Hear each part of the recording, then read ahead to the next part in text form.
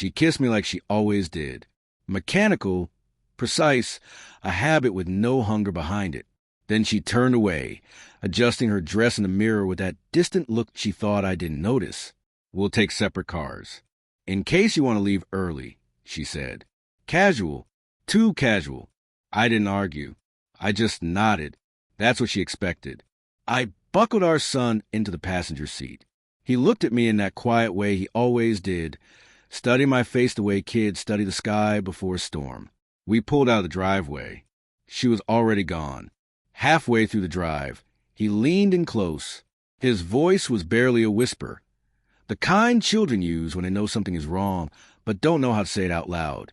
Dad, Mom doesn't know I found this. He opened his fist. A hotel key card. White plastic. Room number 237 scribbled across it in blue pen. Beneath that, a name, Mark. I took it from him. My hands didn't shake. Not yet. I gave him a smile that felt like a lie and turned off the highway. I think I took a wrong turn, I said. He didn't argue. Smart kid. He gets that from me. The hotel was nothing special. Clean, anonymous. The kind of place you don't look anyone in the eye. I parked around the back and left the car running. Stay here, I told him. I'll be right back. He didn't ask why. He just nodded.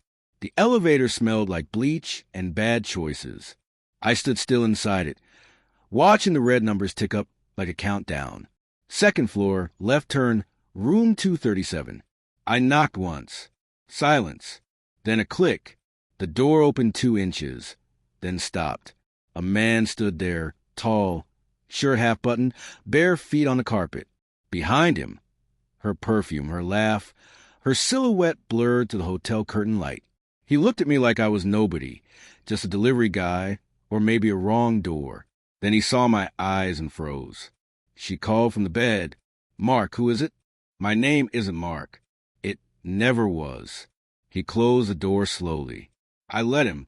I didn't knock again. I didn't need to. I already knew. I didn't say anything that night. Not at dinner, not in bed. She smiled like she always did. Like nothing. Like everything. I watched her, measured the space between her words. She told me about her parents' party, her mother's new dress, her father's toast. She described it all like she'd been there for hours. I nodded in all the right places. But I already knew what the wallpaper in room 237 looked like. I knew how many rings she took off before she lied down. The next day, I checked her messages. She didn't know I cloned her phone last year, just in case. Mark was careful. Burner numbers, hidden folders. But no one is that careful. Not forever. Their first meeting was 6 months ago. A conference. Of course. There were photos, conversations about me, laughter and texts, plans for someday. She told him I was distant, cold, disconnected. She wasn't wrong. I stopped being warm the moment I stopped trusting her.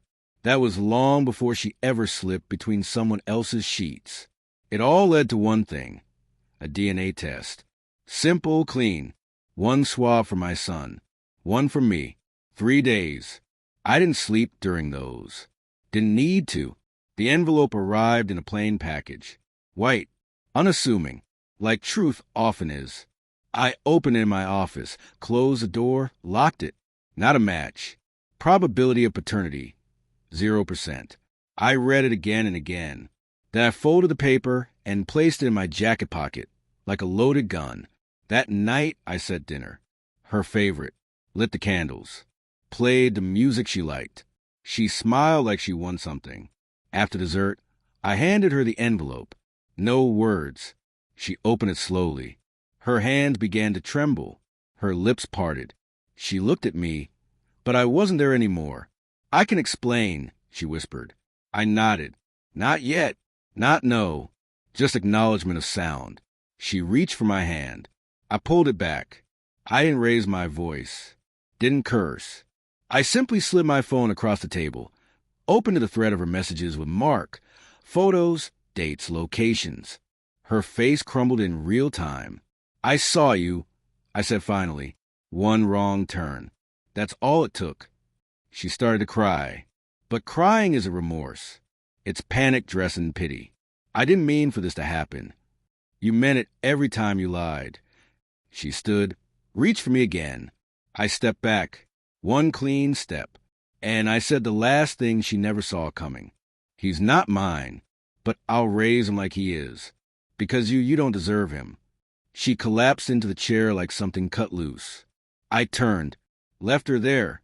No slamming doors, no final threats, just silence and distance. He sat on the porch steps when I got home, still holding that key card. I took it from his hand, slipped it into my pocket. He didn't ask what happened. He didn't need to. We sat in silence as the sun dipped behind the houses. I put my arm around him, felt his weight lean into mine. He's not my blood, but he's mine. She thought she'd broken me. She only revealed what was already dead. And now I know who I am without her. Finality isn't loud. It's a closed door that no longer needs a lock. And I never look back.